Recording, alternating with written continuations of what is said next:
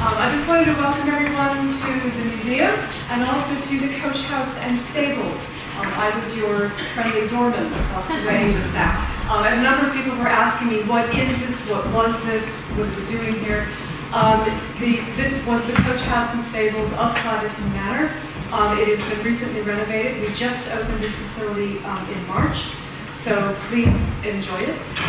The most historic part of this whole complex is actually this curved wall behind you here. And it actually served no purpose other than to shield the working part of the estate from the formal gardens. We think we made it much more posh now. So please enjoy it and enjoy the afternoon. I think most of you have found the loos. Just a little bit of housekeeping then.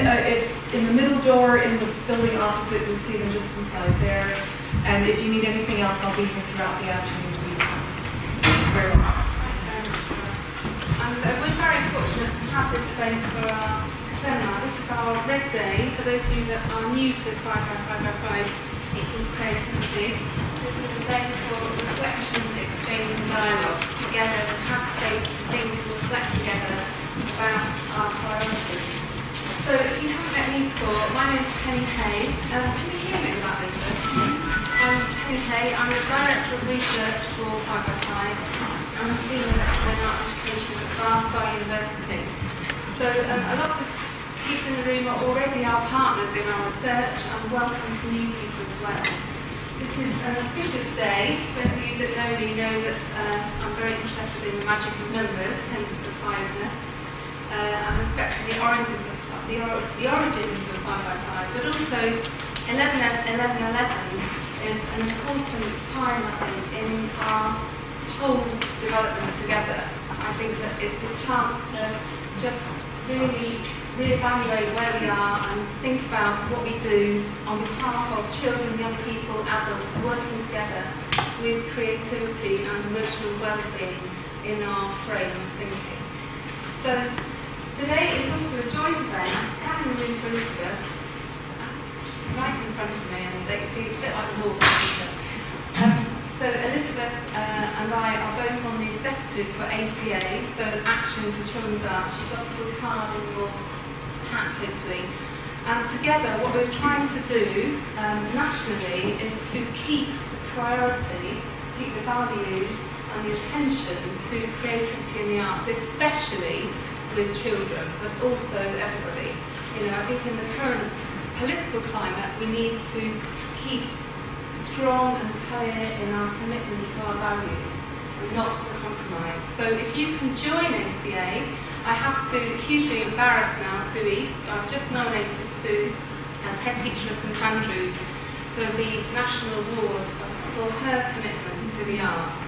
And Sue received a presentation in London for that at the beginning of September. So welcome, Sue.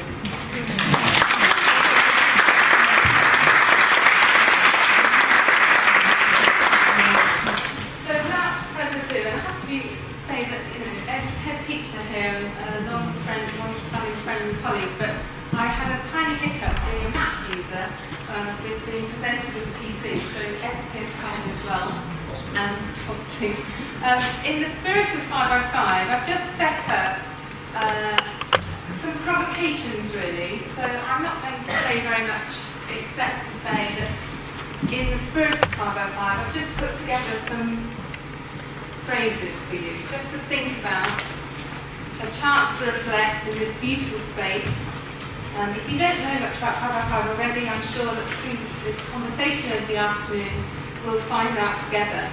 But my 100 words, which you can read later or now, but I sifted through the last 11 years of documentation about 505 and pulled out the most common words to do with creativity and emotional well-being.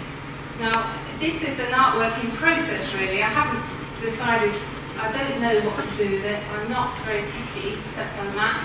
But I will try and find a way to communicate these words back to you as an audience. I wanted the whole room to be a ticker tape situation, so we ran these words right round the room through the afternoon. But we'll find different ways of doing this. I think our attention to thoughtfulness, our attention to dialogue, and participation underpins this afternoon. We're hugely influenced by each other's expertise as well. It's very much about individuals together, learning from each other. And that our focus this afternoon on emotional well-being in relation to creativity is about being strong in our values and being resilient, having integrity, being discerning. And it is about thinking about how we communicate with each other about these things. The planning team put together some Wordles, if you know that programme. The most, I think I'll pause it there. That's right. The most, it's done it itself. It's the intuitive technology. Wordles to do with, the most common phrases that are coming out of our languages together. And 505 is a research organisation that is committed to paying more attention to creativity, our creative values, our creative environments, our creative dispositions and our creative relationships.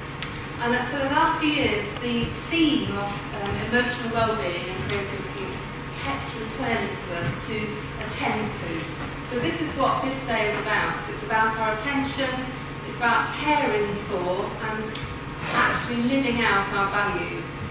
So it's my pleasure to introduce, I found some, it's under the table, look, can you believe it? There must be a metaphor here. It's my pleasure to introduce 7 speakers over the afternoon. I have to just honour the pianist who's just sneaked to the back before I introduce everybody else. Helen Lawrence is not only playing the piano for us today and invited us into this psychologically creative environment, but also has cooked us lunch and also has set up for you a wish tree, a thought tree, so you might want to add your questions through the afternoon if you would like to. There's no pressure to at all. So thank you very much, Helen, and you'll meet Helen later on. So a series of speakers now. We've planned this since probably last summer, scanning the group. And there's a planning team that are also going to be in dialogue with you. But it's very much about democracy and participation. It's about creativity with responsibility, that we are thinking about these concepts together. So please do engage in dialogue, but also if you feel like being quiet, then this is also a time for reflection too. That's also fine. So I'm going to introduce first of all Karen John, who's a psychologist, and Robin Pound, who's a health visitor. And they're going to start our conversation. Robin's just going to swap over with mental health and technology. And maybe just a little history of this. Karen has been, through being a close friend of Mary Fawcett, Mary Fawcett, many of you know, who co-authored our book with Sue Bancroft, which is called Researching Children Searching the World. Over the last 11 years that we've worked together, Robin and Karen have been very interested in our work, and this is the first time we've all been in the same room together to actually share the learning with a wider audience. We've had lots of conversations in cafes and at the Moose Cookery School, thanks to Helen, but this is the first time we wanted to invite you into that dialogue. So, Robin Pound and Karen John, I'm going to sit down. Thank you very much.